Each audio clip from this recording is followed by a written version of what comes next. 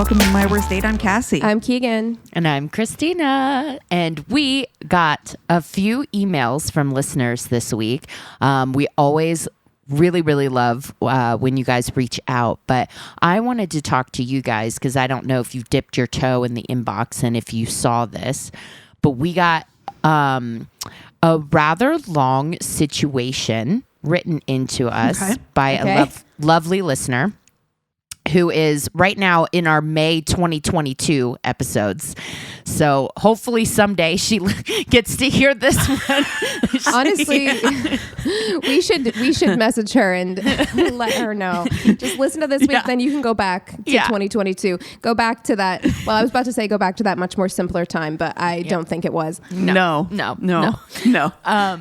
However, so she was writing about a situation that she's having with a coworker, just basically like a back and forth. It was very transporting for me because I was like, oh my God, being in your 20s and like basically boiling down this whole situation, asking like if we think that it's a situationship or how to tell if he actually likes her, like this whole thing.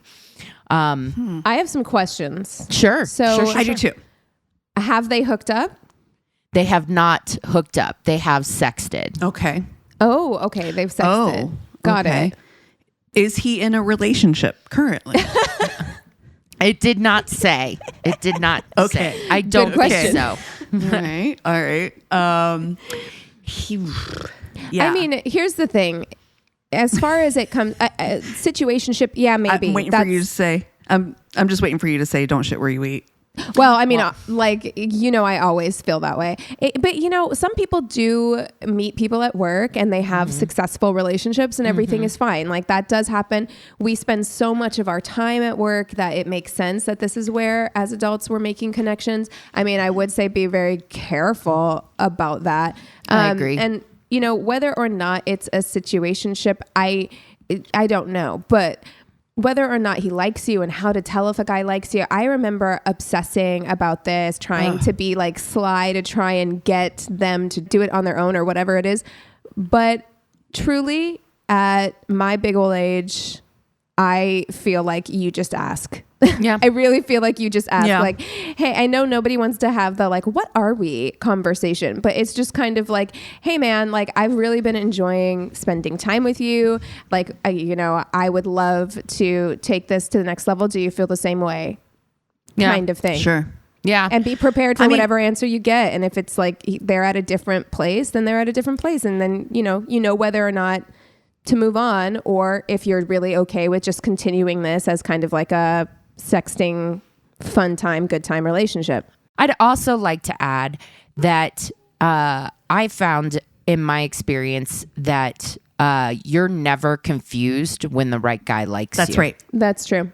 That's exactly right. You know what I mean? Like a guy is very, very clear when they actually like you and want to pursue something with you.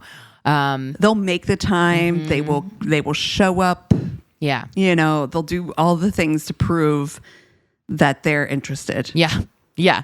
And so if it is wishy-washy or you're not really sure, I would say that's probably because they are as well. So, yeah, that's kind of how I feel. And also it's just like finding out what you want out of it and being like, do you want a situation? Do you want to push this forward into dating? I didn't really get a sense that she really knew what she wanted out of it either. So, sure. If it is just this random sexting when you guys are like bored on a Wednesday, sure, fuck that. You're in your 20s. That's what you're supposed to be doing. But if you want to pursue something with this, I say just ask. To be like, hey, you want to go grab a drink after work? It's as simple as that. Right. I think that for the big picture, like you're absolutely right, Christina, people are going to show you what they really want. And the thing of it is like you said, if it's confusing, it's probably because it's I think, I think that we try to like overcomplicate things. Oh, I bet he's really into you, but, or, we try to make something. We've been taught to play games. I think both sides have been taught to play games. Yeah. And I think that can make it confusing because we have all these rules about not seeming too eager, not texting back first, not calling, whatever it is, and it's just like, oh, I really like him, but I have to wait 3 days or whatever that is. So I understand people being confused about saying like, well, maybe he really likes me, but maybe he's playing it cool or whatever. But so maybe he does really like you and he is playing it cool because for whatever reason, just ask at that point, just ask. Truly. And be prepared. Don't ask with the intention of, I'm going to get what I want out of this. Like you have to ask and be prepared for them to say, I really enjoy talking to you. I really enjoy sexting with you. But I'm not really interested in a long-term relationship right now. Like that's not really what I was going for with this. You have to be prepared to receive that information. And I know it can hurt if you like somebody more than they like you.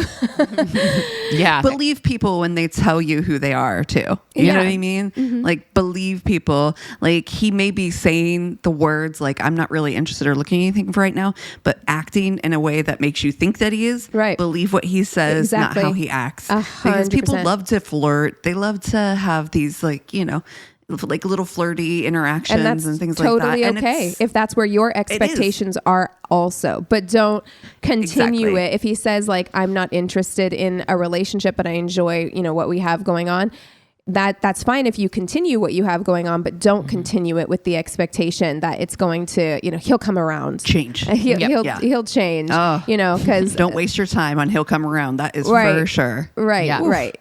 Yeah. Because that's never a guarantee. That is never a guarantee. And that is a recipe for getting your heart broken. Yep. That's your 20s though, right? Like, oh, absolutely. I think every single one of us has experienced we'll change him. He's going to change his mind. He's going through something. 100%. I was wearing a hard hat throughout all of my 20s, basically. Had a tool belt on. Doing construction, trying to build these men. And don't waste your motherfucking time, dude. No. It's not worth it. Yeah. And Christina, you said something before we started recording about centering men, and I think it's really appropriate. Like we do, and it's so easy to do in your 20s because you feel alone, you're lonely, you're out of high school. It's probably your first time living on your own. Mm-hmm. A lot of things happen in your 20s that make it feel that much more extra.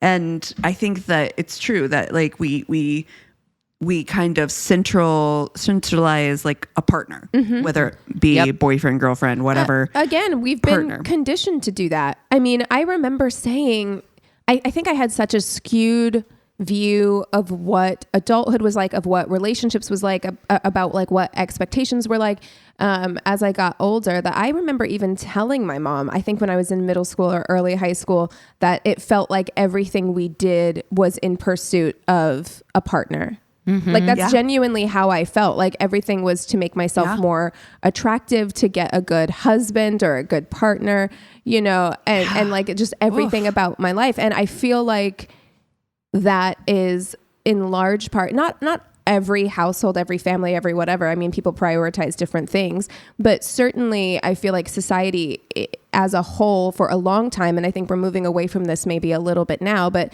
for a long time, it really was about centering relationships, centering having a partner, centering finding a spouse. Like that was kind of the most important thing. And the way you dressed and what you pursued and how you behaved and all of those things were to try and secure that. And I feel like being raised on a steady diet of like Jane Austen and 90s rom-coms, really, I'm like, everything ends in a wedding. Everything ends in a wedding or a kiss at the end. Well, you know what I mean? It does. For J-Lo. Indeed. We did discuss that last week. Oh, Wow. Yeah. Wow. Yes. But yeah, like it's just like every Shakespeare love story ends in a wedding. Every tragedy ends in death. Right. And like, those are the options. Like, that's it. No, I think that it's incredible what an internal world you get to awaken within yourself when you decenter, deprioritize men or relationships. Or, I truly think that this is universal. So not just decentering men, but I would say decentering relationships. I agree. From from it being the primary focus for the happiness in your life. I think a good relationship can add to your own happiness, but happiness is about who you are in your skin day in and day out. So I think that making that the priority versus a relationship the priority, I think really, really is an internal shift that makes quite a difference in how you see the world and interact with the world. Yeah. And I got to be honest, if I can recommend anything, it's get a cat. Amen. You guys are going to make you so happy. Oh God, Christina. Oh no. What did why did I say that? I'm literally looking at my cat. So for our listeners, Christina's companion of 20, how many years, Christina? Oh, I'm so sorry. Oh my God. Why did I say that? It's okay. It's been a really rough week. I've had him for basically my entire adult life. He was over 20 and he had a really, really rough day last Sunday, and we rushed him to the emergency vet and ended up having to say goodbye. But Cassie, it doesn't mean that your advice wasn't valid. It absolutely is. Villain gave you how many years of wonderful companionship and genuinely, I've had a rough go of it the last year, and sometimes I look at my cat and I'm just like, wow, I don't think I'd make it through without this little guy with me, I know. He's been everywhere with me, moving to various different apartments in Columbus when I was just starting out as baby, into driving down to Miami with me. Yeah, Villain's been to Miami. Yeah. He's a traveler. Yeah, he's bi-coastal. Yes, East Coast, West Coast, and Midwest. Yep, he's yes. So yes, he was a great boy. Get a cat for sure. Oh, I'm glad Cassie, I love you, but you are always the one who's able to I'm always the one. But I'm so glad you did. Puts my foot right squarely in my mouth always. But I'm so glad you did, because it gave us a little moment to memorialize Villain. Mm-hmm. He was a great, great baby. Good boy. Yeah. Oh, hug your babies. hug your babies. But it is Virgo season.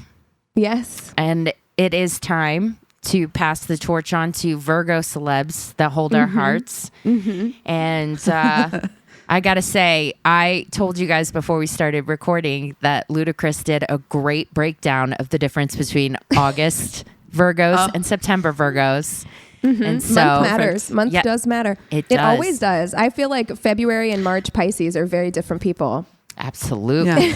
Yeah. Oh, yeah. Aries. Oh, God, yeah. The difference between April and May. Mm-hmm. Or April and March. March and April. Yeah. March and April. What it is, and I could be totally wrong about this, but I always feel like and I'm going to get, people are going to come at me, whatever. I feel like the first month is always a little bit more chill. Like when it comes to February and March Pisces, I feel like February Pisces are a little bit more chill. And then March Pisces, we're heading into that Aries season and things are starting to get a little bit spicy. And I feel like the same thing with March and April Aries. I feel like April Aries are far more likely to throw hands first. Mm-hmm. Mm-hmm. What are you trying to say, Keegan? You trying to say I'm going to throw hands? I think you're right. You would if you had to. I think I would if I had to. Listen, the way I was on my way to work the other day, and I hopped off the bus and wasn't really paying attention. I had my headphones in, and somebody grabbed my backpack from behind. Oh God! The way I turned around. I've seen you do it. I've seen you do it to your husband. It was my coworker, and I was like, "Why would you do?" I almost punched you in the face. Right. Bro. You can't sneak He's up. Like, did you see me lean back? I was like, no, you're lucky. You cannot sneak up on an April Aries. You cannot. This is true. It's not good. This is facts. This is facts. Yeah. Yeah. Meanwhile, like I've got a great example within my own family in that my brother is a December Yes. Cap. Oh, And it's very, very different from a Jan Cap. Oh man, world of difference. Yeah. Yep. Yeah. Definitely. I feel way spicier in my Capricornness than I'm telling you, the second month is always slightly spicier. The first month is more chill. You've got like the flower children. And when you're looking at Pisces, like I'm a March Pisces. Like Drew Barrymore is a February Pisces. Like, you know, Yeah. slightly different I see fonts. Just slightly different. We're in bold. Yes. Bold all caps. Yeah. And then you have the first month is italicized. You know? Yeah. Gentle, Exactly. Soft.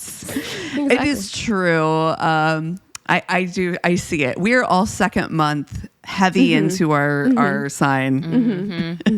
Yes. Wow. So okay. is are Luda you in picking August Luda? or September? He's a Virgo? September Virgo. Okay, there you Oh. go. Full Virg. Somehow Full tracks. Virgo. Okay. You know what? I think And I'm somehow, yeah. gonna go with Keke Palmer. She gives me real strong Virgo vibes. She also really leans into her Virgo-ness. She talks about it a lot.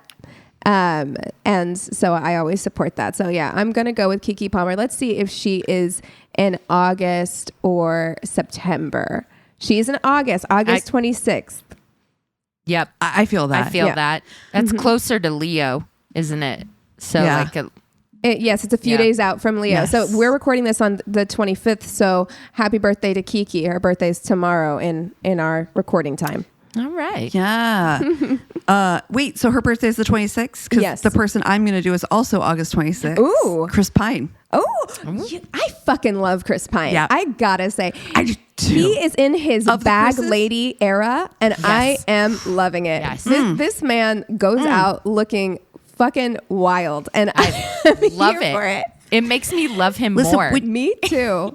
Exactly. And when you know that he's the same sign as a Keanu Reeves, you're like, yeah. Yeah. No, I see that it now. energy. You know what? I I feel see like it. Chris Pine is, and I don't know this. I'd have to look up his birth chart, but he feels like a Virgo sun, like Aquarius rising. Yes. You know what I mean? Yes. You literally stole that from my mouth. I swear to God, I was thinking 100%. lot love of it. lot of air in that man's chart for Yes. sure. Yeah. That meme man. of him during Don't Worry Darling, where he's sitting with those headphones on and just like looks like he does not want to fucking be there. Amazing. Yeah, he'll roll up wearing roller disco shorts, and I'm like, this is the best. Fine. This is the best. Fine. I'm happy for this. Yes. I think I know what I'm going to do then. Yeah. All right. Yeah, no question. I am going to marry Chris Pine. It makes It's gonna so be a much good sense time. for me. It's gonna be a good Oh time. my God.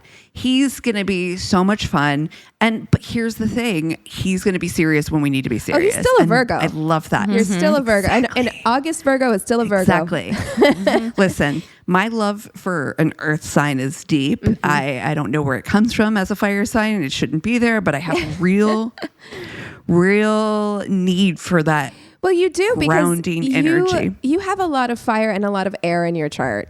I think you need that grounding energy for sure. Yeah.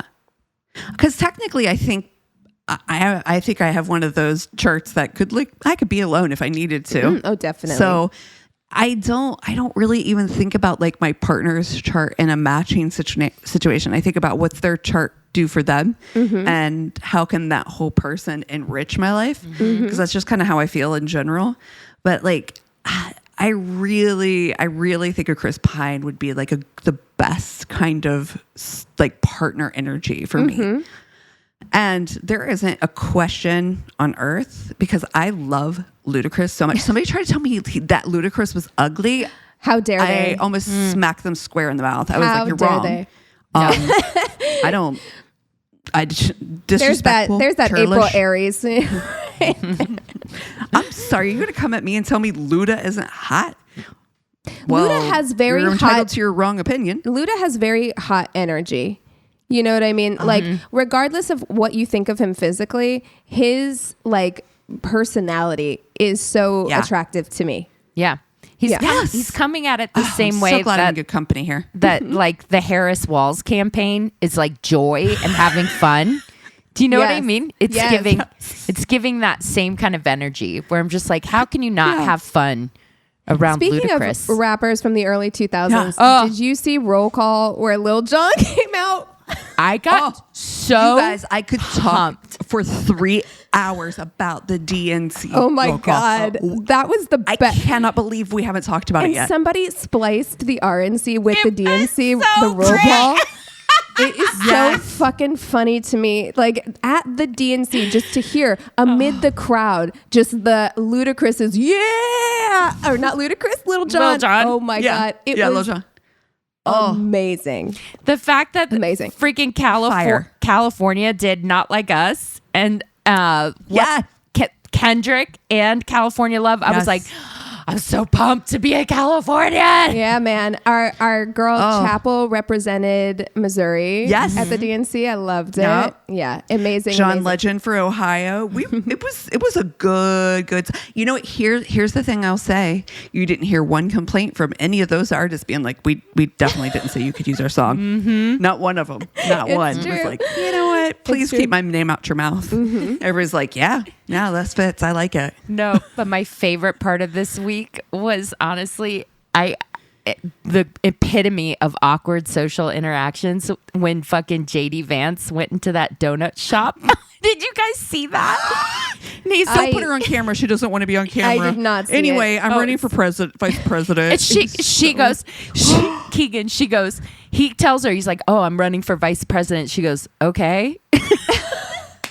Like, was it live? Why did they air this shit? I know. Because I'm just So like, dude, stupid. you know, it makes you look. You don't have to put everything out there. Like if it doesn't go how you think it's gonna go, you can just wrap that one up. You Yep. know, like cut away. You don't gotta commit to the bit. You know. Dark difference between the campaigns right now is so The energy is different. Yeah. Yeah. The energy is different. I keep different. saying the Dems are going to win this election on vibes alone. And I'm like, that is, I stand hope. by that. I Vibes, stand by it. vibes and votes. Vibes and votes. Oh, that's amazing. Yes. I love that. Trademark I did that. sign up. The OJs from Ohio as well represented at the DNC National Convention or the Democratic National Convention, the abroad voters abroad, and it was people all over the world. Nice. Join hands. I love that. I was like, yeah. Nice. Yes. Well, not Okay, so you're definitely going to friend Sorry. Keke Palmer, right? You got Not even a question. Of Yeah. course, I'm going to friend Keke Palmer. She's She has one of my She gives- favorite Vanity Fair, you know, those Vanity Fair lie detector test things. She has one of my very favorite episodes of all time. Like that viral moment whenever she doesn't recognize who is that she's looking at. And she's like, I might make a fool of myself, but I don't know who this is. Sorry to this man. I don't know who this man is. She's amazing. I think that she's so great. Oh God, I don't know what I'm gonna do here. no, it's really hard.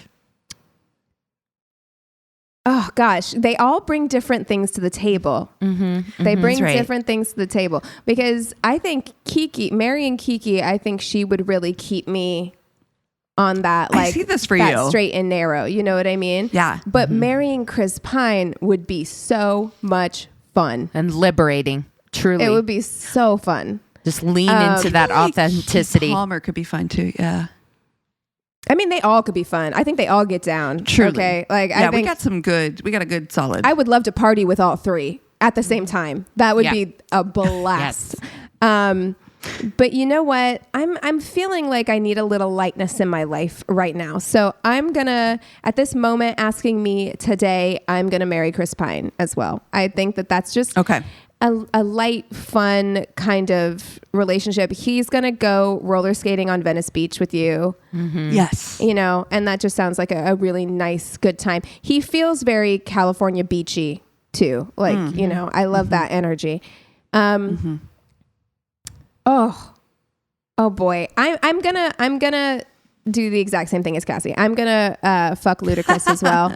I am. I feel like I have to. I feel like he's still got it. He looks exactly the same. Truly. He looks exactly the same as when I was like in middle school.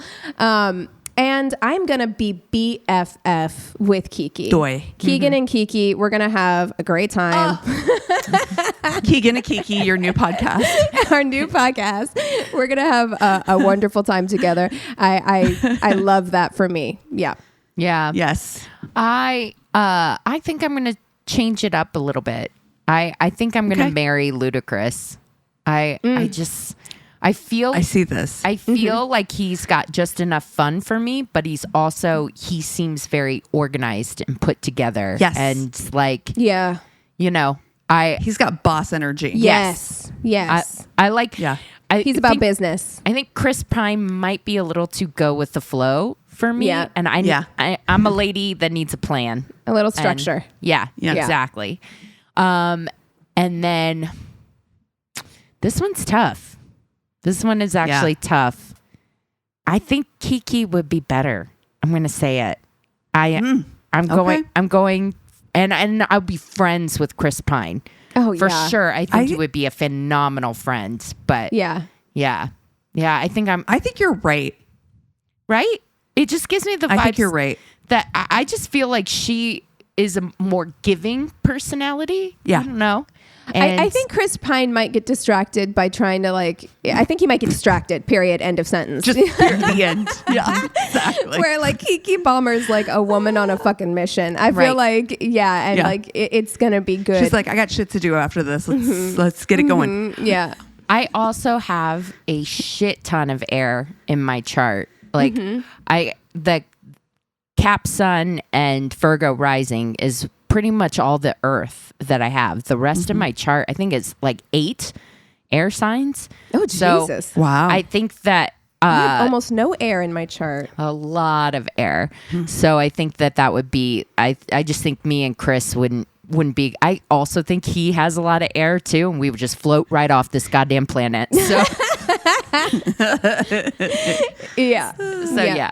I think we'll be great friends. I think we'd have a lot of fun as friends. But yeah. Oh well. Wow. Amazing. Well, you guys want to take 5 and then we'll come back with stories? Yes. Sounds good. Cool. And we're back. Okay, I have the Tainted Love this week, so I can get us started with stories. This is a short story, but you'll see. You'll see why I want to tell it. Okay, hold on a second. I have to put my glasses on because I'm an old lady and I can't see. Oh, no. She's like, I'm an old. Okay. The youngest of us. Oh, okay. So it says, I made a joke about how short I was. I'm 5'2", and he started to argue with me that I wasn't as we got out of the car. What? Why?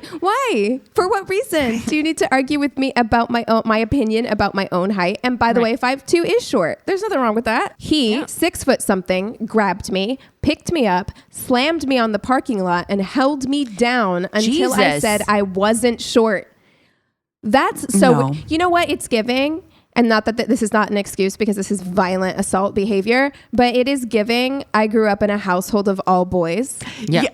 Yes. Isn't it? Like, just like, this is how I'm going to fucking hold you down and give you a wedgie. Noogie. Right. Yeah. Yes, exactly. Exactly.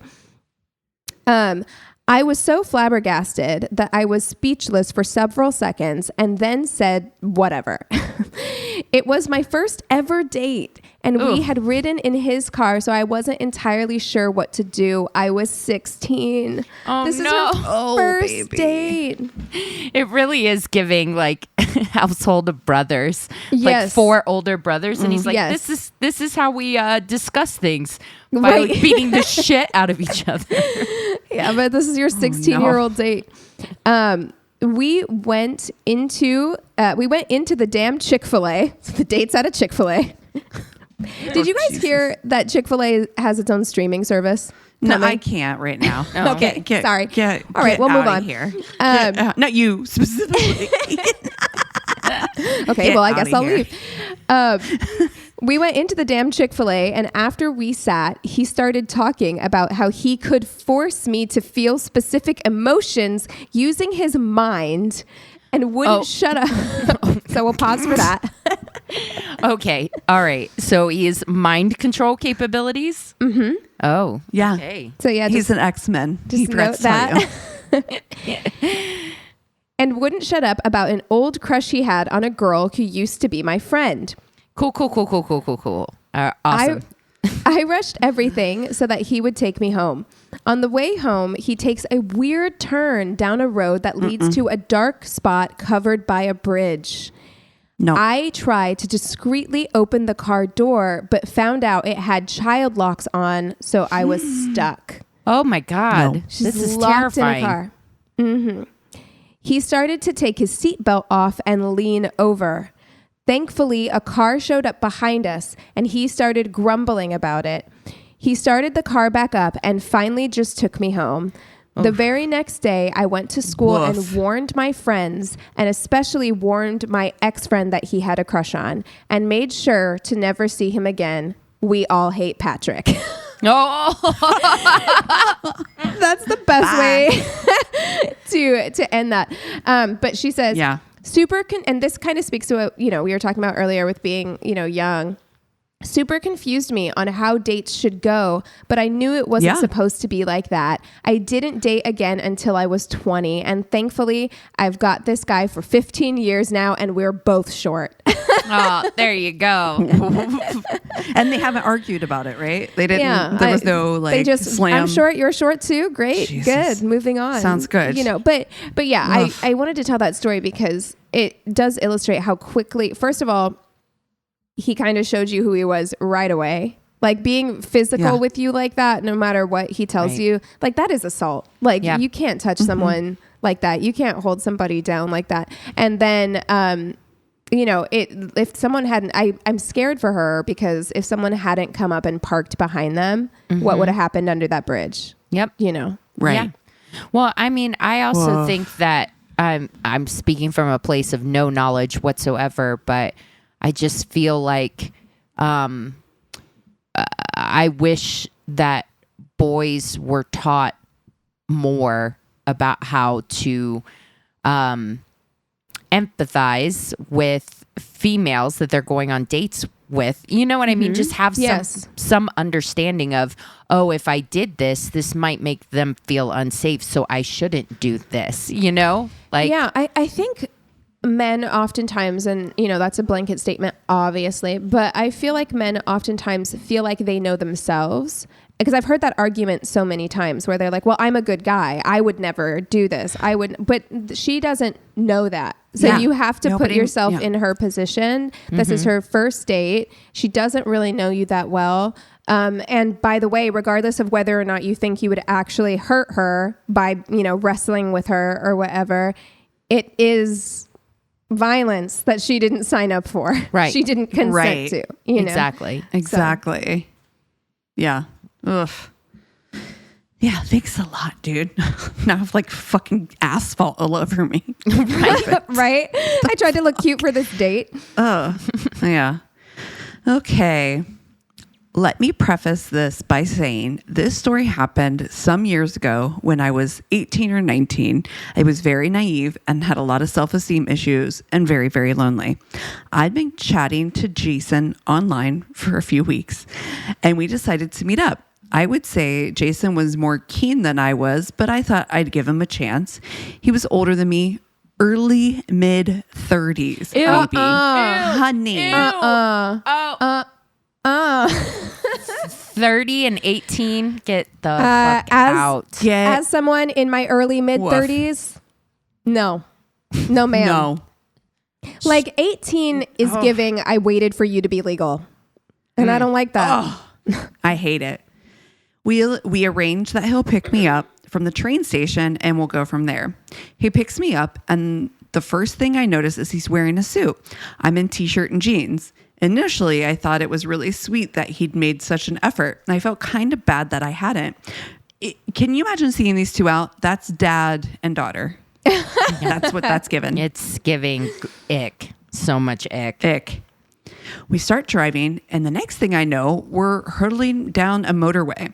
I asked Jason where we're going, and he says it's a surprise. I don't like that. No, will say, "How you long stop until it?" we get- I both these stories, I'm just like, no surprises like this. None. Right. If I'm in a car with you and I just don't met. know you well at all, there's no surprises involved. Okay. Because I'm going to get freaked out if you take a left turn when you were supposed to take a right. I just am. Yep. Stop it. Yeah. Ugh. We were in the car for almost an hour until we reached the fucking airport. No. He turns to me and says, "Bet you didn't think you were coming here today." I'm not. And I commend I'm him. going home. I commend him that I certainly was unusual. What are we doing at the airport? Our airport is pretty much the same as all other airports, which is it's run down restaurants and cafes and restaurant chains, luggage stores, overpriced electronics, Also, and lots of seats. Literally, I don't want to be in an airport unless I am traveling somewhere. Oh. That is like one of the last places I ever want to be. I barely want to be there then. Right. 100%. I don't even want to be there then. If I could teleport to my destination, I fucking would. Amen. No one wants to be in an airport. Everything is so expensive. And it's like, what? I'm going to spend like $20 on like a, like pina colada at Chili's? No. It's Stop awful. it. It's awful. Also, what I have 1 million questions. Anyway, choices are pretty limited. We end up in this bleak cafe, during which I mention in an anecdote that I grew up in care. This becomes a sticking point for Jason. Now he wants to talk about tragic childhoods, like I it's a don't. competition. I'm on a No. date. I do not want to talk about my childhood trauma. let's No. actually let's break this down. So some Yeah, 30-something happening? year old picks up a teenager, takes them to the fucking airport to eat at an airport cafe and dump childhood traumas. This is Well, bananas. and childhood was yesterday. So recent, very Yes. recent trauma. Yeah. It's not We like get she's out of processed there. it through years of therapy. Right. Yeah. No. Still fresh. Right. We get out of there and move on to a Mexican restaurant chain where the staff have all lost their will to live. Jason I bet. obnoxiously speaking to them in Spanish. Stop like it. we're actually in Mexico. No, you're in a then looking at Chipotle. me They and laughing. probably don't speak Spanish. Stop it. No. My God. Stop. It's a Baja Fresh, sir. Right. What can I get you? Qdoba. Oh my God. Exactly. Like, just staring at him. What? Then looking at me and laughing when they just didn't understand what he was saying. I was mortified. Once again, he starts asking me about my relationship with my biological father and keeps trying to hold my hand across the table. Oh, slimy. It's giving you After a have while. daddy issues and I want to replace your father. That's what it's giving. And I don't fucking like Gross. that. Oh, it's so gross. After a while, I tell him I'm kind of over talking about all this sad stuff, and he tries to say that it was me who kept bringing it up. He then makes an interesting 180 from reliving childhood traumas to unbridled horniness. Bearing in mind, we are sat beside a family with young children. He starts asking me loud sexual stuff, talking about his various sexual encounters. He also eats unbearably slow, like he's doing it on purpose. We get the bill, and he insists that he pay. Oh, what a just gentleman. as he had with the cafe. Bland food eaten, we bid farewell to the understandably hostile staff. This is where it really took a turn.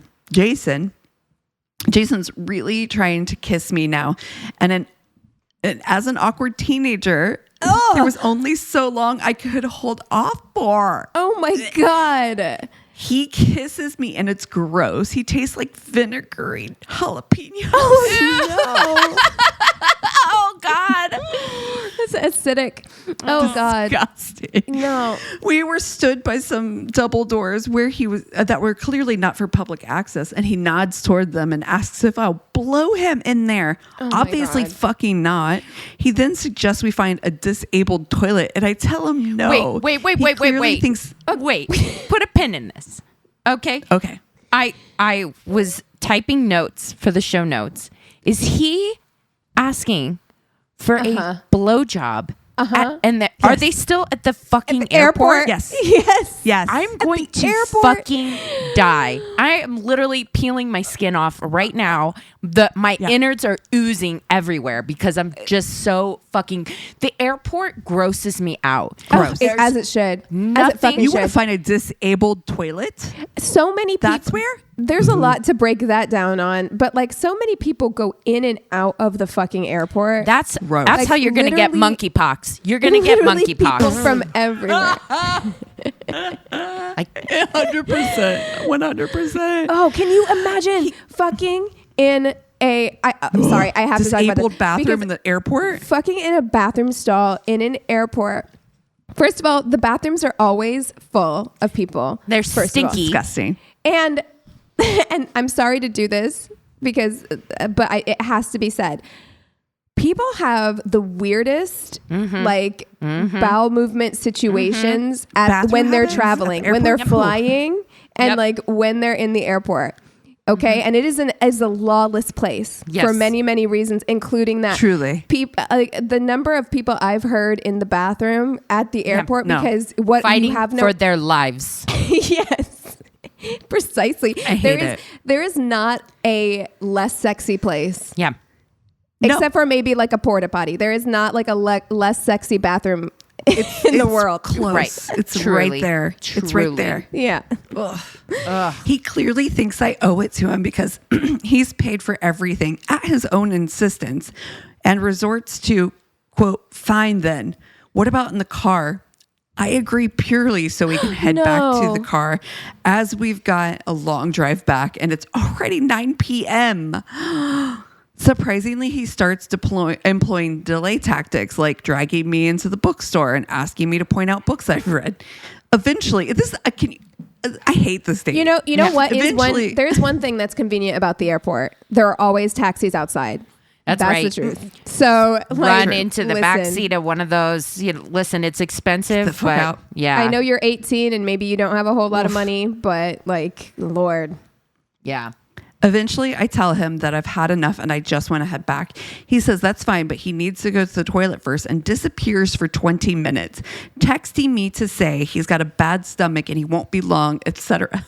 Unbelievably, I wait, but I really wish I had just left. Yeah. He returns trailing an Asian family behind him with 2 small kids and introduces me to them like it's perfectly normal. He even offers, I'm sorry. he even offers for me to take the husband's bag, which is bewilderingly accepted.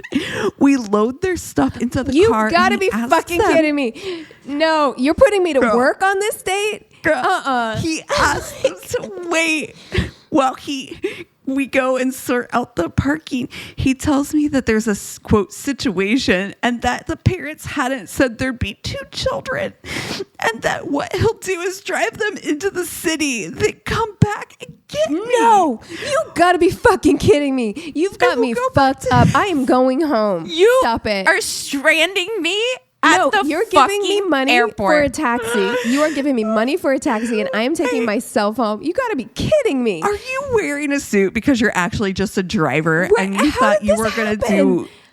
He was like, I have this job I got to do later at the airport pickups. I might as well take That's my gotta date be with it. me. That has got to be it. There is no other explanation for this. The absolute criminal mindset that you have to be you're an airport driver and you're like, I know what, I'll do the airport date and then I'm just gonna leave you to try to get a blowjob in the fucking bathroom and then I'm gonna leave you there. Wow. Wow. He didn't know. He thought they weren't going to have kids, so he was going to have her ride with him. If my driver at the airport was like, "Hey, this is my girlfriend. She's going to ride with me," I'd be like, "No, you know what?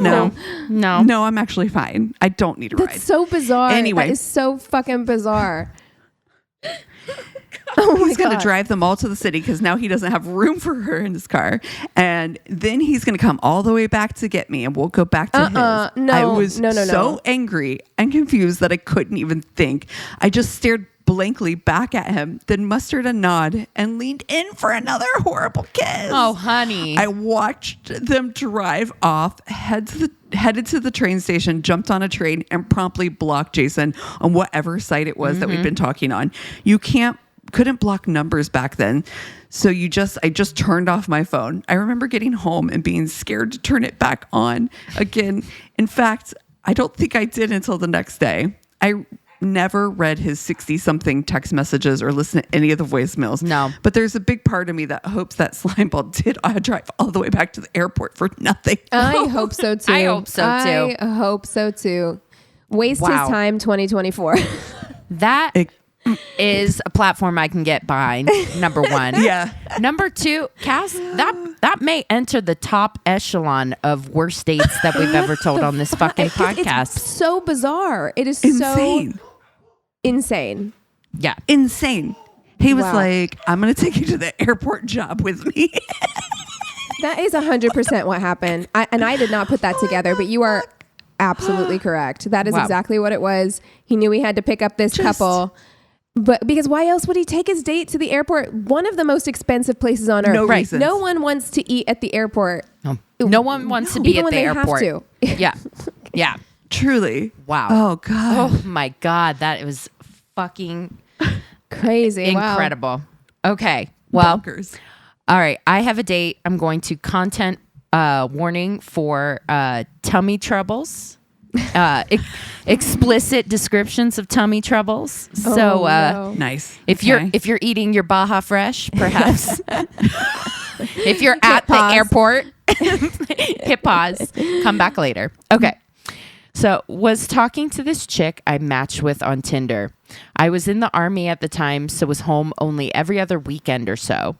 We planned to meet after a night out when we were chatting and both had been out with our friend groups. I thought, all right, I'm going to get lucky, so went home from the bar to clean up a bit. Fell asleep while taking an enormous shit, and my roommate woke me up at 5 a.m. when he Wait. got home from work. What? Okay. I'm sorry. Have any of us fallen asleep in that situation? Dude, What? I don't know. No. Can we talk about dude, I don't know why. Like when I go to take a shit, I go and take a shit and then I'm done Yeah. and I leave the toilet. That's But it. like why Correct. do you guys take like 25, I don't know. 45 minutes? Why is it always an emergency? I don't know. Also It's that. like it's always an emergency. It's always like a pressing situation. Like you gotta work on your gut health, my dude. Truly. Like you gotta What are you fix guys that doing? situation if it's always that bad. If it always takes you Probiotic. 25 Prebiotic. minutes, it's not supposed to take Chris, that have long. you ever fallen asleep on the toilet? No. No. Yeah. No. My dad used to sit so long on the toilet sometimes that his legs would fall asleep and we'd hear him fall in the bathroom when he tried to get up. So, Okay, see, wait. No, here's the other thing. What? God. No, don't sit on the toilet. First of all, you're not supposed to do that. That is Right. what gives you hemorrhoids and shit. Like all that blood collecting on that sit hole. God. Hey, and people say we don't give advice on this podcast. That's Listen. right. That's Invest in a potty squatty, you know? Yeah. A squatty potty all Squatty day. potty. Exactly. Yes. Okay. Fast forward a few weeks and we plan to meet and go to the park to have a few drinks. I told her I had gone home to clean up the previous time and simply passed out. She said, maybe it's for the best that if I was drunk and that we didn't meet, and I happily left out the brown details of the story. Oh my God. So Sir. we're chilling at the park, having a few drinks, just an all around good time. I go to take a piss in a bush and I feel something brewing deep within. Dude, my God. something about A See a bush. doctor. Go see a doctor. I'm concerned. I know what's about to happen. I clench my butt cheeks together and waddle back to her. I say something along the lines of, it's getting a bit cold. Maybe we should move someplace inside. Trying to remain calm as my stomach feels like an active beehive. She says she's also getting a bit cold, so maybe she could quickly run home and get a jacket. I say, okay, cool. I will do the same since I have no jacket as well. We start going our separate ways, Wow. and I think I'm going to make it after all. oh brother, how wrong I was. I had maybe 200 meters to my apartment from the park, but after like 10 meters, I realized I'm not going to make it. At this point, my walking has become very manual as I'm holding on for dear life, and my walking speed represents that of an Olympic athlete. I spot a kebab shop and run inside. With sweat dripping down my forehead, I manage to utter the word bathroom, and the guy points me towards it. I run into the toilet and without even locking the door, pull my pants down and start shitting what sounds like a flock of birds flying into the toilet. Okay, listen, a lot to process there. But if you are regularly having shits that are so pressing that you can't even lock the door or take so long that you fall asleep, I need you to take a look at your diet. You simply must prioritize your nutrition. Yeah. And gauging by the way he's saying meters, there's no excuse. You have universal health care. Go to the fucking doctor. Do you know what I'm saying? Exactly. Yes. Yeah, like my dude, you have what Something others. is wrong. Something is wrong. Yes. This is not normal. No. Non-stop diarrhea for a solid 10 seconds flies out of my anus, and I feel a sense of dread and relief at the same time. I proceed to wipe, buy a Fanta, and go home. Well, that's nice. Listen. He patronized the business, which is all you can do. Yeah. I guess that kebab shop has never been the same. No. I live on the 7th floor. The elevator is slow. In the elevator, I start feeling round 2 coming. Round 2? No. Comes in waves. The strength of my ass is weakened by the previous battle, and I start unbuckling my belt and untying my shoes already in the elevator. Why do you have to take your shoes off? Have you ever had to shit so badly you have to take your shoes off? In there casually, like the belt needs to come off, the shoes need to come off. Sure. Normal bathroom behavior. It's like, what? Why do you have to take your shoes off? I run in, yell hi to my roommate, and with my shoes flying to opposite directions on the way to the bathroom. Oh my God. I forgot to tell you guys.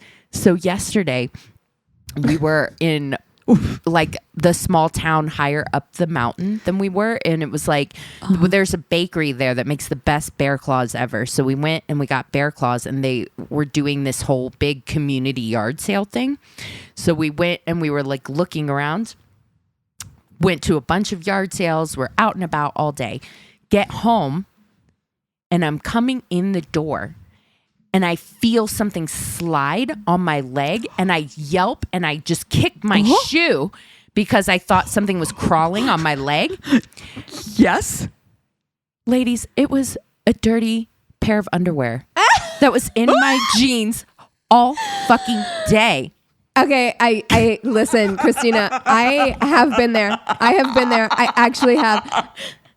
I've gone like half a day before like feeling something on the back of my thigh. Yes. And being like, what is that? And like reaching in. Dirty panty. Dryer sheet.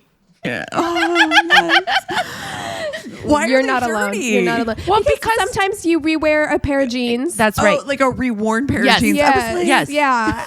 Got it. I see. I've been there before. You take your jeans and underwear off at the same time. You forget that you did that, and you're like, these jeans are clean enough to wear again. And you put them back on. Girl, ladies, I was stunned. Like it could have come out at any time. Anyways.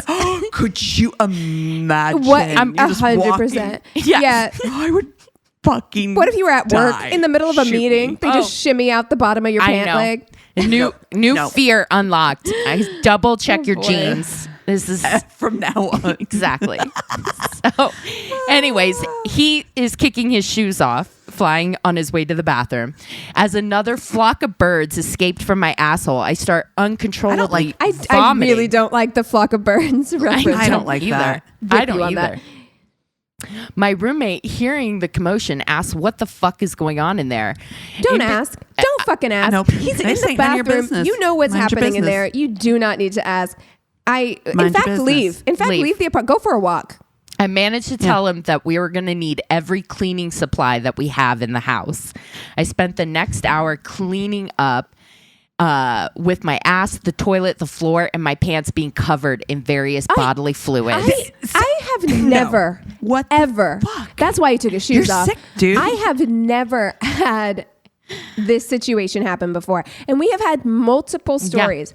Right? Bodies are weird. Weird things happen. Sometimes you get a stomach bug, right? Like everybody's been there where it's been less than pretty. But I have never sullied my entire bathroom and all of my clothes. Right. Like that isn't normal. Dude. Sorry. No, it's not. And his I've been date really sick, like 911 sick. Yeah. Like that before, and I've not missed the toilet. It is contained. It's contained. And his poor date just went home, grabbed a fucking jacket. cardigan, and is like, "Where are you?" After this, I messaged the girl that I won't be able to make it as my stomach is acting up a bit, which is understatement of a fucking lifetime. Year. Yes. She seems bummed, but says, okay, maybe next time. So That's it? That's it.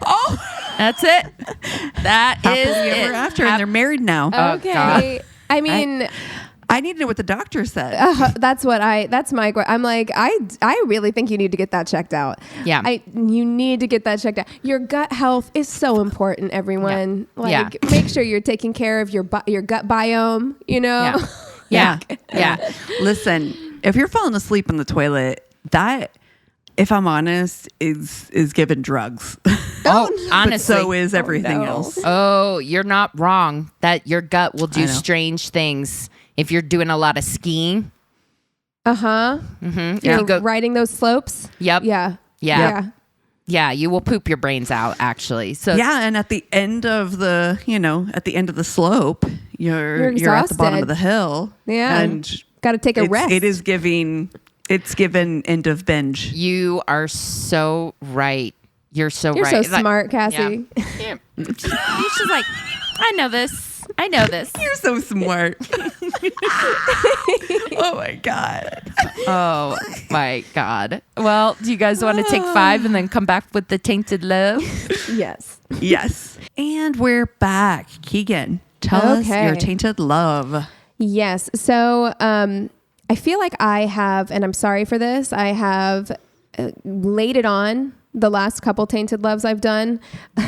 The last one I did was literally like a House of Horrors kidnap story. Honestly, and so yeah. I had another one that I was going to do this week, but I was like, you know what? I simply cannot. And it's not that this story is not tragic. I mean, I think most of the time the stories that we tell on this podcast are tragic, but at least hopefully this one won't leave you like, you know, wanting to.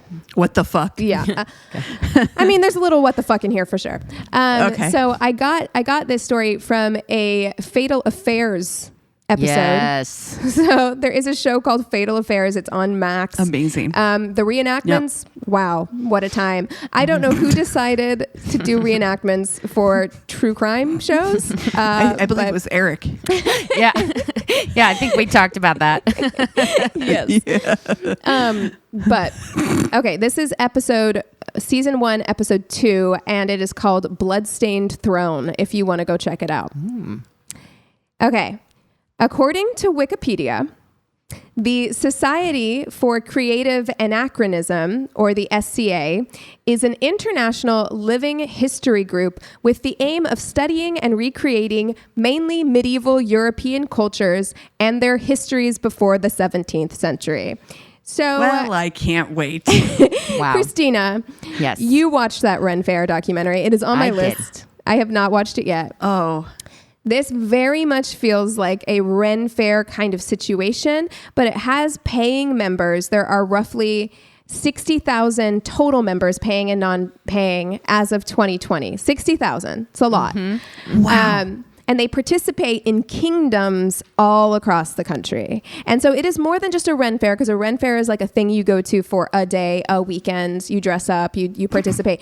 Like, this is a lifestyle, okay? Yes. So members participate in a broad range of activities, including SCA armored combat, SCA fencing, archery, equestrian activities, feasting, medieval dance, and recreating medieval arts and sciences. I don't even know what that means. What are medieval sciences? Why are we recreating them? I think we leave alchemy. that in the past. Alchemy. Nicholas Flamel over here. Oh no.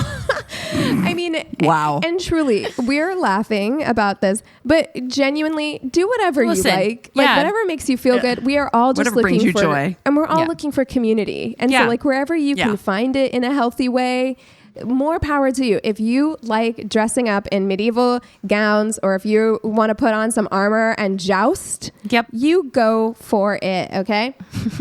Get busy. Yep. So one of the largest kingdoms in the SCA is called the Kingdom of the East, and it is based in Staten Island, New York. So within the SCA, Ye old Staten Island. Ye old Staten Island. Okay. Within the SCA, having multiple girlfriends or wives was not considered completely out of the ordinary. Spouses and partners often participated in ceremonies for their partners. And according to the Fatal Affairs episode, there was, as an example, they said that there was once a knight within the SCA who was crowned with 3 girlfriends. So they all participated in the ceremony. So this lifestyle was widely accepted. Somehow that doesn't surprise me. Yeah. I'm not surprised at all. Yeah. Right? It seems like that sounds right. Mm-hmm. It does. Any excuse. Yeah. You know what? I found this as well. Like anyone who starts, there are flags that go up for me when people start talking about how interested they are in like Norse paganism.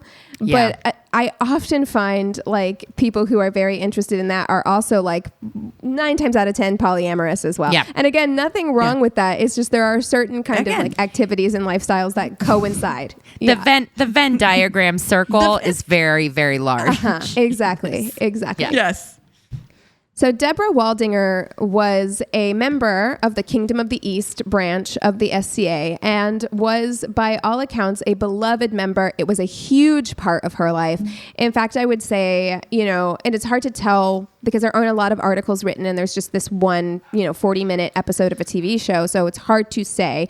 But judging by what her friends have said, I would say it was maybe the biggest part of her life. It was it was something that she really did a lot. As is common with communities like this, relationships within the SCA flourished. People met and married often. They would often marry, have ceremonies at the SCA. Deborah dated around within the community, but she never found a serious relationship until she met Louis Rondon. So Louis was a knight and fighter in the SCA. And as soon as Debbie saw him fighting in that armor, honey, it was on for her. So she was fanning herself real hard. Literally with her little fan. I love a man in uniform. Mm-hmm. So she immediately liked him. Louis was charming. He was funny. He was well respected within the community. And Debbie was completely smitten. Like she fell hard and fast right away. So even though the relationship developed kind of slowly over time with them seeing each other often at events, she knew like she was locked and loaded, right? Mm-hmm. Soon they were in a full-blown committed relationship, and Deborah was absolutely thrilled about this. She was in love. She thought the world of him, and you can really see it when you look at pictures of them together. Like she's always looking at him with so much like adoration and admiration. And she texted him constantly about how much she loved and trusted him, and confided in her girlfriends that she really believed that this was the one. This was a bond that could not be broken. So Louis thought differently, it would turn out. And I should say here that when they started dating, Deborah was 28 and Louis was 44. Mm-hmm. Oh. Anyway. Yeah. Okay. So just for context. Yeah. Mm-hmm. So I'm not 100% sure of the timeline here, but I would say less than a year after they started dating, Debbie notices that Louis has become a little bit more distant, and soon she sees him parading around the SCA with a new woman who is also part of the community named Joy. So I couldn't get a whole lot of details on this, but it seems as though he didn't really communicate anything to Debbie. And like she kind of just let her find out on her own. And again, like the SCA is a huge part of her life. And it is, even though there's a lot of members, it is a pretty small community. Right. So he just kind of started hanging out with Joy and let her see it, which is shitty. That's cruel. You know? Yeah. Yes. Yeah. So he dumped her pretty unceremoniously for Joy. Needless to say, Debbie was heartbroken. I mean, she was absolutely destroyed. She really believed that this was going to be the love of her life. And to make things worse, she had to watch Lewis move on with Joy right in front of her face. And again, like the SCA was her safe place, and now it was kind of corrupted, right? Mm-hmm. According to Debbie's friends, this was an incredibly emotionally difficult time for her, and she didn't always handle it in the best way. At one point, Debbie confronts Joy at an SCA event and basically tells her, I was in his life before you. I'm going to be in his life after you. Just like, he's mine first. Sometime after, which, listen, again, decenter men. It's not that serious. Yeah. No. I know it hurts. Like, I know that, like, love makes you do irrational things. I completely understand your brain chemistry and your body chemistry isn't working right. So I have to give a lot of grace for people who, you know, that's this whole section of this show, right? But please, Debbie, you're 28. You're going to be fine. What are you getting to when you win back that kind of person that has treated you so callously? Like, you're not winning a prize. No. A man or a relationship is not a prize, especially if they've discarded you or been careless with your heart and your feelings. There's nothing to win there. Like, I agree. Exactly. I agree. Yeah. And if you win and you get him, do you ever feel secure? Do you ever trust this person entirely? Are you always a little worried that they could do this to you again? You know, like, So sometime after Lewis begins his relationship with Joy in the following year, 2016, Debbie's friends begin to notice that she's acting a little strangely. She's a little secretive, and she admits that she has a boyfriend. And when they push her on this, she eventually admits that she is seeing Lewis despite the fact that he is still in a relationship with Joy. So Lewis worked as a bridge and tunnel authority officer working security at the time. And so he often worked nights, and this made it perfect. It was the perfect cover for him to be able to sneak off and spend nights with Debbie right under Joy's nose. So this 44-year-old probably 45 now. Yeah. Transit authority guy is just living his best life. He got 2 chicks. He's a knight. I mean, wow. On the weekend night. Yeah. He's a knight. Weekend night. He's a weekend night. Oh my God. Oh, man. Of course, as is often the case in situations like this, Lewis strung Debbie along. He constantly promised to leave Joy, choose her. She believed him. I mean, you can see some of the text messages, and he is very skilled at telling both these women. I have no doubt that he's skilled at playing both these women and telling them exactly what they want to hear at any given time in order to hold on to both of them. So it came as a major shock. So he's telling her all this time he's going to leave Joy, he's going to pick her. So it came as a serious shock when in August of 2016, while scrolling on social media, Debbie sees that Lewis has proposed to Joy while they're on vacation together. So they went on vacation. He's seeing Joy. He's seeing Debbie. He's sleeping with Debbie. He tells Debbie, I'm going on vacation with Joy, but doesn't say, I'm planning on proposing. She has to find that out on social media. So she's devastated, obviously. So Lewis and Joy get married. And meanwhile, Debbie is spiraling. She is vague booking all over the place. We've seen it happen. Yeah. People who go through a bad breakup and can't keep that shit to themselves. And she is talking about her heartbreak. She is talking about giving her heart to someone who doesn't deserve it, vaguely on Facebook statuses. Yes. And on and on and on. We've all seen this, right? Despite being crushed by this, Debbie attempted to move on. She started trying to put herself back out there, but it wasn't long before Lewis started calling and messaging her again. Just, dude, let her go. Let her move on. If you care about her, like, let her move on, right? So at first, she told her friends that she accepted his calls as a friend. But of course, I don't need more friends. You know what? And not a friend who treated you this badly. You know what I mean? With friends like that, who needs enemies? Right. But of course, things soon escalated and the two had begun their affair all over again, despite Lewis's recent marriage. So the affair continues for another year and a half when in early 2018, Joy and Lewis buy a house in New Windsor, New York, and relocate.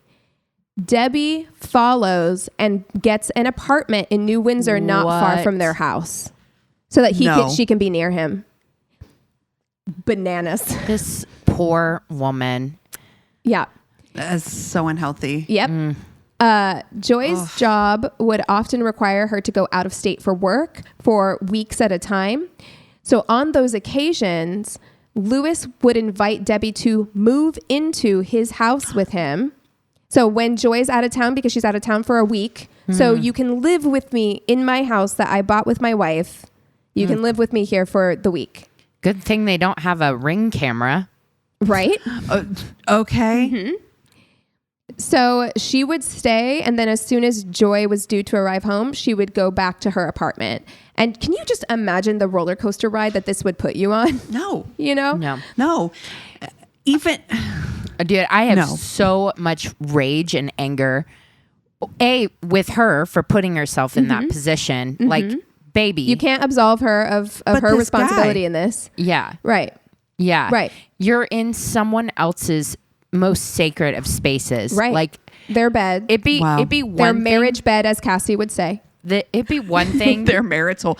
Their marital bed. I'm sorry. Yes. But yeah, like the fact that this person has basically been in your space, touching your stuff in your bed, like that, that betrayal, like it feels so bad for Joy. Right. Yeah. How do you come back from that? Yeah. Well, and like I said, like these kind of open relationships were pretty common. If that's what he wanted, why wouldn't he just, be out with it? Say that. Yeah. Yeah. The SCA was a fairly small community, and rumors spread that Lewis was seeing someone on the side. And if I had to guess, I mean, this community is small. He's dated Debbie in the past. She has been very protective of her relationship with Lewis. If I had to guess, they put the pieces together and probably guessed if he's seeing someone, he's probably seeing Debbie. But Joy either didn't believe it or turned a blind eye to it because she never confronted Lewis or Debbie about the relationship. So it's difficult to know how much she knew or if she was just being willfully blind to it. Right. Debbie eventually falls pregnant, and she's over the moon excited to have this baby. Oh, I'll bet. Not only has she always wanted to be a mother, but she's convinced that this is the thing that's going to get him. Yep. Is going to convince him to leave Joy and be with her. Right? No. Convince him to run so far the other way. 100%. He's... Oh, have you ever watched one Dateline? Seriously? Well, yeah. I mean, and I have other things to talk about at the end, so I think I can mention that I did start the Lacey Peterson, the new Scott Peterson thing on Netflix, and they do mention, I watched the first episode, and they do mention that, and we've talked about it on the show before, the number one cause of death for pregnant women is murder. Yeah. In this country because of, in part because of situations like this, insecure men feeling trapped. Yep. Trapped. And lash out with violence. Yeah. So Debbie loses the baby not long into the pregnancy. Lewis does stay and support her through the loss, but when she gets pregnant for a second time and loses the baby again, Lewis explains to Debbie that Joy is coming home that weekend and he's sorry, but she needs to get out and go home. So she's recovering from a second miscarriage. And he's like, ooh, that's bad and everything. But like, my wife will be here. So if you could just pack up your shit, Yikes. Horrible. The texts between Debbie and her friends are so sad during this time because she is telling them, she's having a really hard time. She's in a relationship with someone who's not respecting her and treating her well. She's had 2 miscarriages. So she's telling them that she's going to therapy to deal with her losses. And that part of the reason she is doing that is because she's just she's acting so crazy to Lewis and it's causing them to fight. Like she's saying this stuff like it is, like she doesn't have a right to be this upset and that he's going to leave her because she's just too unstable. Too irrational. The way that I would shake the shit out of one of you. I just shake you. Just 100%. Yeah. I love you so much. Stop doing this. Stop it. What the fuck with you? So their relationship really starts to be on rocky ground at this point. Lewis and Debbie are fighting all the time, screaming matches about the nature of their relationship. Obviously, years are going by. She is wanting him to commit at this point, right? Debbie's emotions are at an all-time high. She would go from crying inconsolably to fits of rage. She threw and broke her phone at one point.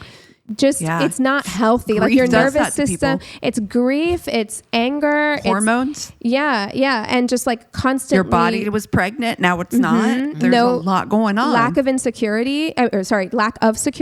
Right. It will do weird things to your nervous system, like all of that stuff. Well, and also the reality is if she met him and she was 28 and this is going by over years, this is prime time.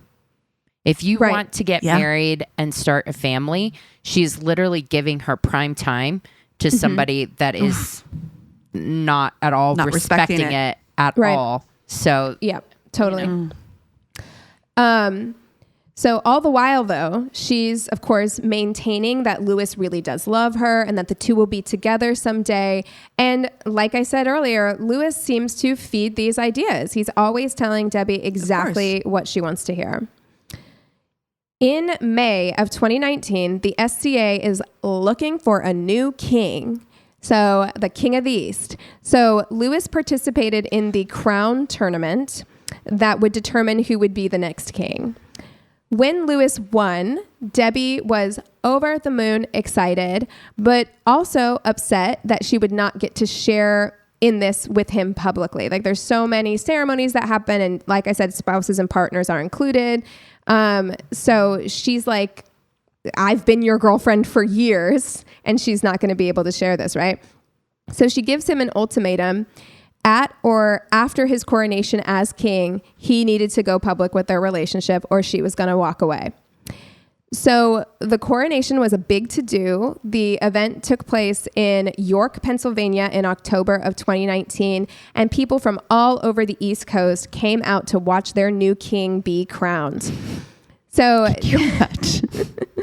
Debbie made the drive with a friend. And this is so sad to me, like there are pictures of her and she had spent weeks on her dress. She wanted to look pretty, this is in her mind, like this is her man getting crowned king, so it was a big deal. Despite her best efforts though, Lewis did not acknowledge Debbie at the event. Of course he didn't. Right. And she had to watch, so he gets crowned and then she had to watch as he places a crown on Joy's head as his queen. So, because that's his wife. Correct. Yeah. But this is in front of the entire, this is her community. The SCA are her friends. Like this is her community and this is crushing to her. Like she's having to watch it play out in front of her. So at the end of the event, Debbie confronts Lewis and again reiterates her demand that he tell his wife about their relationship. And he tells her like, yes, of course I will. Just give me to the end of the weekend. I have all of these coronation events that I need to go to. So let me just get that out of the way. And then at the end of the weekend, I will tell Joy. So she agrees. So when the deadline comes for him to tell Joy, Debbie texts him the night before and even these texts really speak to her low self-worth. In them, she empathizes with him, how hard this is going to be. You know, I know it's going to be a really difficult day for you to have to tell Joy. It's not going to be fun for you. And that in these texts, she says, I'm afraid that you will realize I'm not worth loving. It's just so sad. Girl. Heartbreaking. So she ends the text by telling him that she loves him, and he responds saying that he loves her too. The following day, on October 7th, 2019, Debbie doesn't show up for work.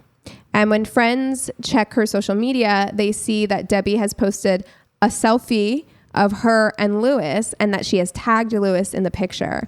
And knowing that this is unusual for her to, you know, tag him publicly like that, her friends start texting her and they get no response. So nighttime rolls around and still no one has heard from Debbie. So Debbie's friend April decides to drive to the apartment.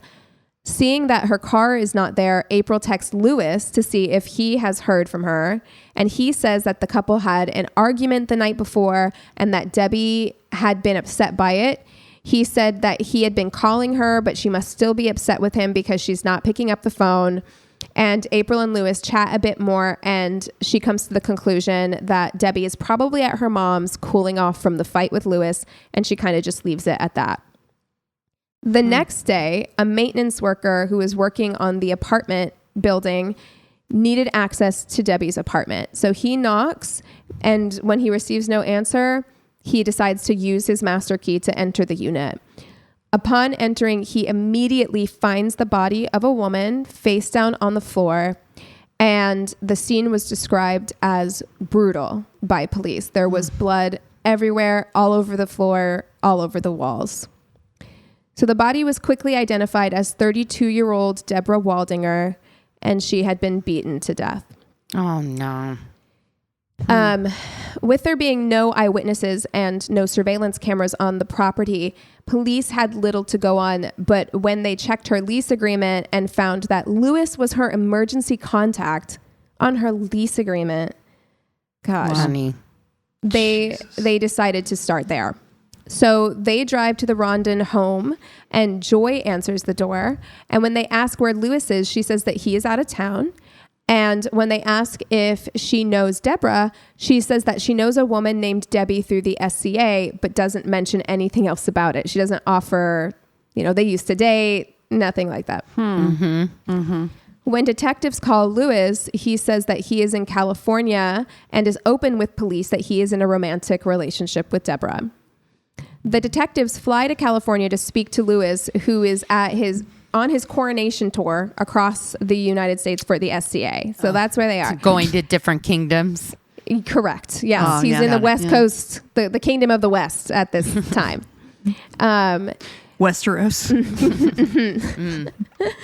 When they go to question him, he tells them that his job has secured a lawyer for him and that his lawyer has advised that he not speak to authorities without them present. So they fly all the way out there for nothing. Meanwhile, in New York, detectives track down Lewis's car where they find a box of gloves. When they look in the nearest trash can, they find a pair of the same brand of gloves with what appeared to be blood on them.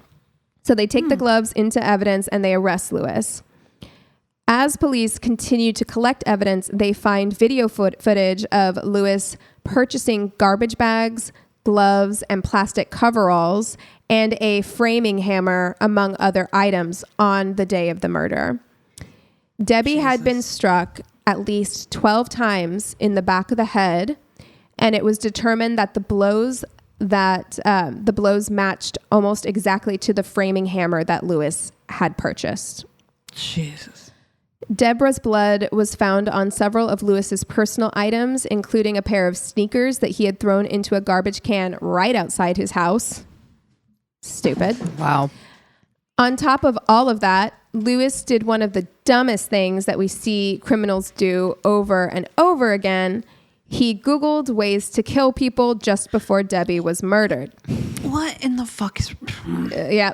He searched where the most lethal place on a human body was to stab a person.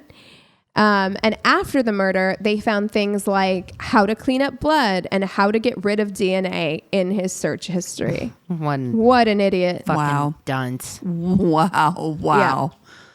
Yeah. So, of course, to me, all of this speaks of premeditation. Right? Yeah. He Googled, he bought the stuff. And the positioning of Debbie's body indicates that she never saw it coming.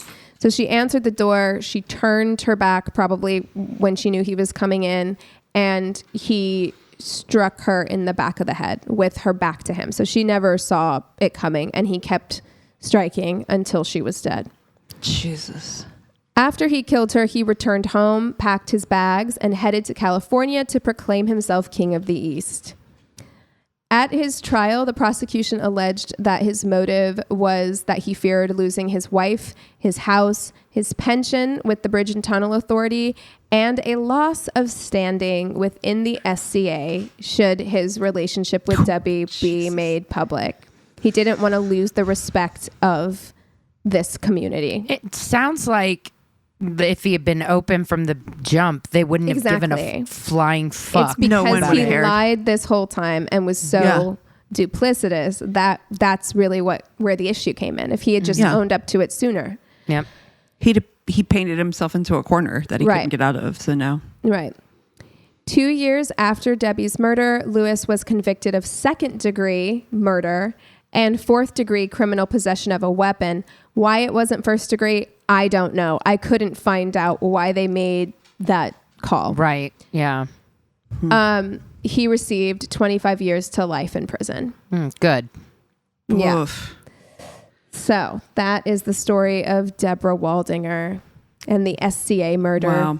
It really does surprise me sometimes, like how the episodes coalesce or come together with what we were talking about at the top.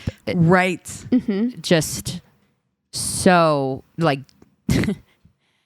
right. It's emotional for me because I think of, I'm definitely don't want this to come from a place of judgment or have people think that I am, because I did the same fucking thing. We've all been there. Oh, We've sure. all been wasted there. the same amount of time, and that's why I speak up, because if I can save somebody else from wasting years of trying to fix a man, trying to change a man, trying to, make this person love you, instead of just being able to focus on myself and what makes me happy. That's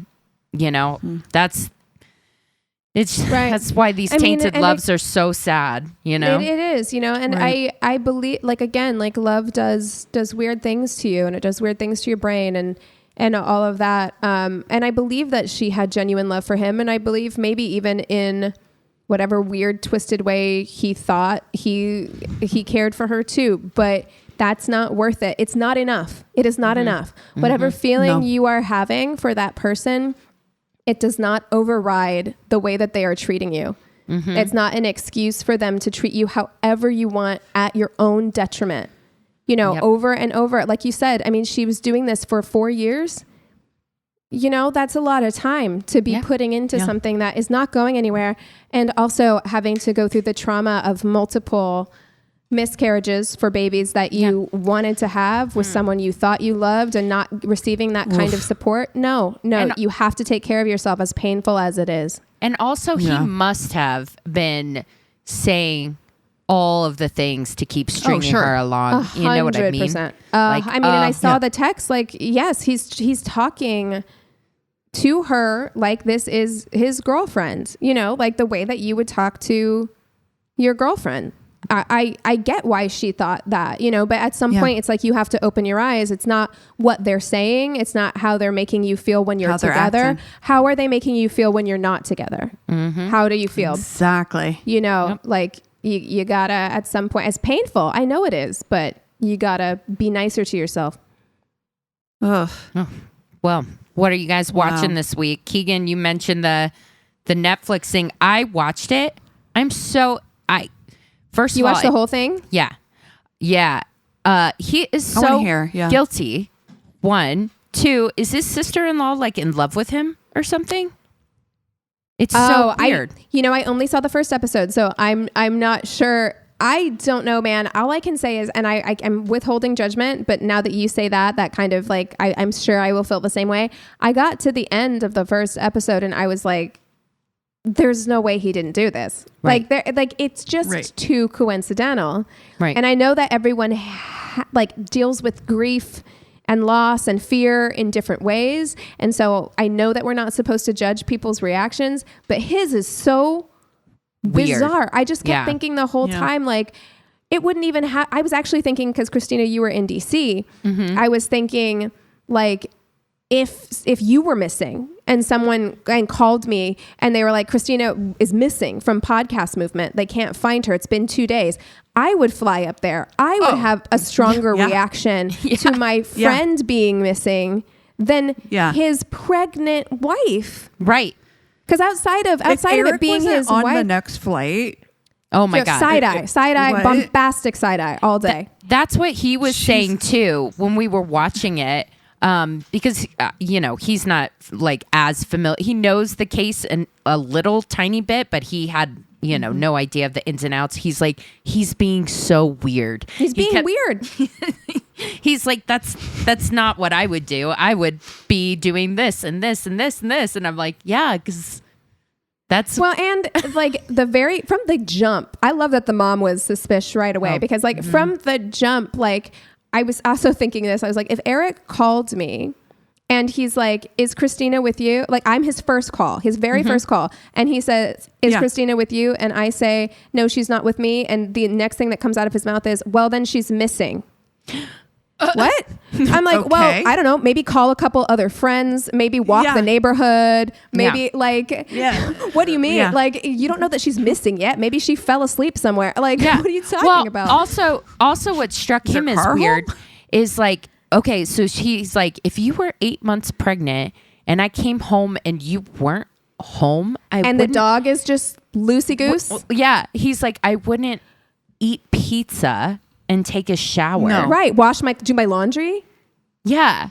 It's weird. Yeah. It's weird. Yeah. It's fucking weird. So, I mean, that doesn't mean he's guilty, but it's like, God damn, that's fucking weird. Yeah. No, the whole thing, I thought, I really wish I could give Lacey's mom a hug. She just seems so strong for having to go through something that I can't even imagine. But I thought it was well done. It definitely, I was like, yep, he's guilty still. Still guilty. I thought the whole idea of this, that's why I didn't end up watching it. Cause I was like, I thought the whole idea and the premise of this was to show that like maybe he wasn't, but I'm like, from the commercial, well, the Innocence Project is involved. Yeah. Well, not the Innocence Project. I found that out. That changes everything. It's been given a lot of credence because everyone's like, why the fuck is the Innocence Project? Precisely. Yes. Yeah. It's not. It's something. So it's a variation or whatever, but it's not. That changes everything to me. Then. Okay. No. Well, all right. Yeah. No. Yeah. Because I was like, the Innocence Project is so legit. Yeah. Yeah. To save me. I mean, it's very well done as far as I could see, but yeah. I watched The Union. I watched something completely different from you guys. I watched that stupid Mark Wahlberg and Halle Berry movie. I don't even know what you're talking about. Me neither. And wait, it's the one where he's flying a plane or something. He's like bald Mark Wahlberg. Like an action flying a plane. No, is he bald? I don't think so. Maybe not. No, I don't. No, they are in a holy shit. This picture of Halle Berry from the like screening or something. Jesus Christ, she's. Oh yeah, she looks like a fucking smoke show. She's insanely hot. Oh, she's so pretty. Yeah. Wow. I want whatever she's taking. Yeah, exactly. Dude, speaking of whoever's taking, how are Kamala and her sister 59 and 57? Stop it. What are they doing? Put the promo code for the skincare. That's what I need. Kamala, please, I want to get ready with me with Kamala while she's washing her face, showing me her products, her skincare routine. Yeah. Please. They look phenomenal. Like if her sister especially, I thought, I was Googling, I was like, that's got to be a 20-year age gap because Maya looks like, in her 30s. No, the smoke shows. Love it. Amazing. I wow. love it too. Good for them. Good for them. I Yeah. did also watch the first episode because that's all that's out right now. Well, when this episode comes out, the second one will be. But Chimp Crazy on Max. Is it? Nope. Oh No. boy, I've seen. No. It's by the same guy who did Tiger King. Oh, okay. And exotic animal people are a very specific kind of people. Yeah. It turns Yes. out. Yeah. And I will say that it's interesting. I'm going to keep watching it. It's weird. It's like a movie plot. So I'm going to watch it. But I will say, if you are an animal person, it just like Tiger King. Like there are going to be It's things upsetting. about it that are going to really upset Can't you. watch it. Yeah. Because these Yeah. it's horrible. And like people are able to talk themselves into whatever. I mean, we've seen it over and over again. It's like they're able to talk themselves into how much they love these animals, but they're so smart. That is the one thing, like chimps are so smart. And Yeah. If you love an animal that much, let them live their lives. Exactly. Like, why would Exactly. you take them? I don't understand this. Like, you have to capture it and have it. Yeah. Like, right. Like why if- can't you love it and allow it to have its Right. live the way it's it's supposed not to live? it's not a baby. Well, and she's like the so one woman weird. who's kind of like the lead that they follow. She straight up says like she has human children, and she says that the love of a chimp is like nothing else, and that part of the reason why she loves chimps so much more than people is because you can mold them and they don't grow up. Like they always need you. They're not going to leave you like a human child does. Which I'm Whoa. like, That is is a a person who needs twisted therapy. kind of love. That is Yeah. so twisted. Ma'am. That is you a need- person who needs Help. therapy. Yes. Yeah. Yeah. Absolutely. Yes. Unpack that. Wow. Truly. Well, Oof. if you guys have something that we should watch, if you have a terrible date story, if you want to just reach out and say hello or ask for advice, go to our one-stop shop of a website. It's myworstdatepodcast.com. And we love you so much. Cheers.